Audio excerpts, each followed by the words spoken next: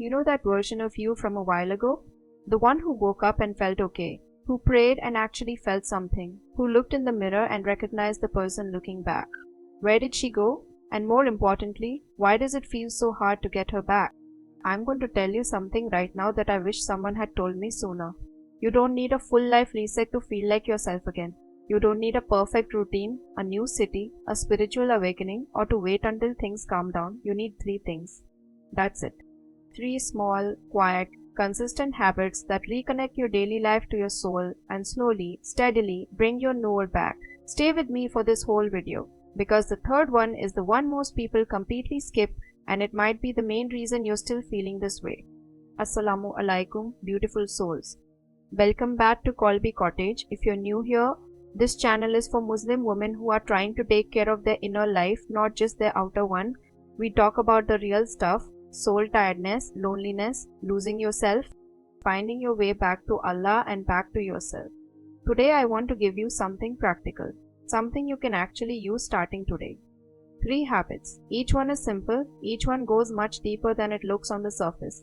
Let's talk. Section 1. Protect your morning before the world gets to you. Here's the truth about why so many of us feel depleted before the day even really starts. We wake up and the very first thing we do, before we've said a single word to Allah, is hand our mind over to everyone else. The phone, the notifications, the scroll. In the first 5 minutes of your day, you've already consumed 15 other people's energy, their opinions, their noise. And then we wonder why we feel scattered and heavy by 9 a.m. Your morning is the foundation of everything that follows. And right now, most of us are building our entire day on the shakiest possible ground. Here is what actually changes things. Wake up for Fajr and pray with presence, not as a box to tick, as the first real act of your day. Your body shows up first. Ask Allah to bring your heart along. He will.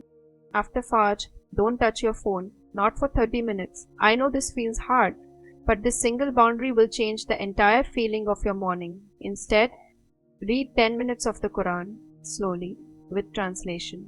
You don't have to finish a juz. You just have to let the words actually land somewhere in you. Then go outside, even just 15 minutes. A short walk, no headphones if you can manage it. Just you, the morning air, and what Allah made. Allah says, "And it is He who made the earth tame for you, so walk among its slopes and eat of His provision." That morning walk is not just exercise. Allah is literally inviting you outside, and accepting that invitation consistently changes the texture of your whole day in ways I can't fully explain but have deeply felt. Come home, eat a real breakfast away from your phone. That's the morning structure. It sounds simple. It is simple, but it is also the most powerful thing you can do for your Noor, because you are choosing Allah before you choose the noise. Every single morning. Section 2. Fill the gaps of your day with remembrance.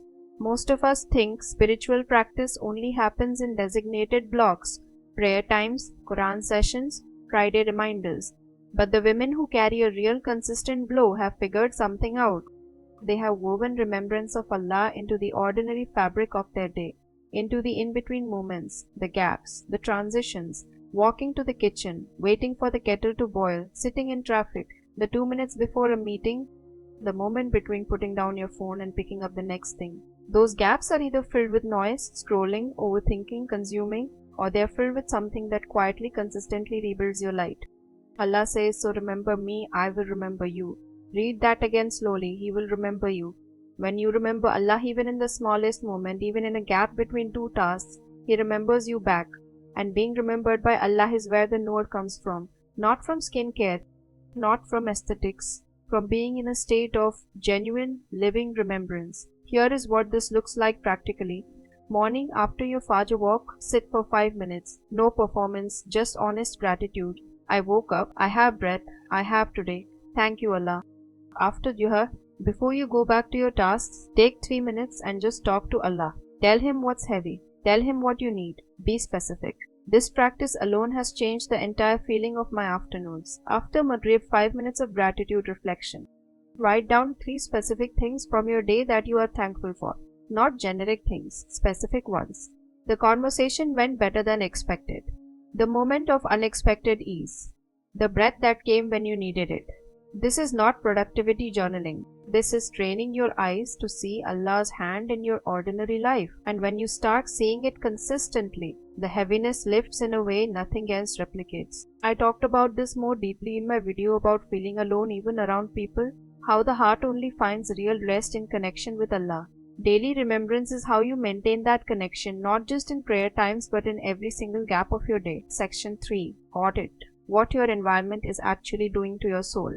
This is the one most people skip, and I think it is the main reason so many of us stay stuck even when we're trying. Your environment is constantly doing one of two things. It is either feeding your noor or draining it, the physical space around you, the digital content you consume, the conversations you're in. And most of us have never done an honest audit of what our environment is actually doing to our soul. Start with your physical space. A cluttered, chaotic space creates a cluttered, chaotic inner life, not because of superstition, because your environment is in constant conversation with your nervous system. Spend just 30 minutes this week, not today, this week, tidying the space where you spend the most time. Your bedroom, your desk, the corner you sit in. Clean it. Open a window, let fresh air in. Put something living there, a plant, flowers, something that reminds you that Allah made a living world and you are part of it. Allah says, indeed, Allah loves those who are constantly repentant and loves those who purify themselves. Purification is not only spiritual, it extends to the spaces you inhabit. Now the harder one, your digital environment. Go through your phone this week, not to delete everything, just to be honest. What accounts make you feel smaller after you see them? What content leaves you feeling heavy, envious, or anxious? What is your phone giving you versus what is it actually taking from you? In my video on why your eyes look empty, I talked about how comparison quietly steals your light. In my video on not feeling like yourself anymore, I talked about how external noise covers your own voice. Your digital environment is where both of those things begin. Unfollow what dims you, follow what genuinely lifts you. Content that reminds you of Allah, that teaches you something real, that leaves you better than before you open the app, and build one phone-free window into every day. After Fajr is the most powerful. But even just 30 minutes before bed with your phone in another room will change the quality of your sleep, your thoughts, and your morning in ways that will genuinely surprise you. Here is the full picture of what this looks like put together. Wake for Fajr, pray with presence. 10 minutes of Quran, 15-minute walk. Real breakfast, no phone. Work your day with remembrance woven into every gap. 3 minutes of honest talk with Allah after Duhur. 5 minutes of specific gratitude after Maghrib. Phone in another room before Isha. Sleep with intention. That's it. That is the whole thing. Not a complicated system, not a perfect routine, just a consistent return every day to the things that actually fill you up. You don't need a life reset to get your noor back. You need a morning that belongs to Allah before it belongs to anyone else. You need remembrance woven into the ordinary moments of your day. You need an environment, physical and digital, that feeds your soul instead of draining it. 3 things, practiced daily, with sincerity, with patience. With patience that Allah sees every small effort and rewards what the world never notices. Allah says, so verily with hardship comes ease. Verily, with hardship comes ease. The ease is already built into your difficulty. It comes through small, consistent, sincere steps toward Allah. Not in one dramatic moment, but in the quiet accumulation of days where you chose Him over the noise. Start tomorrow morning, not everything, just one thing. And trust the process. Tell me in the comments, which of the 3 are you starting with first? And share this with someone who has been waiting for the right moment to feel better.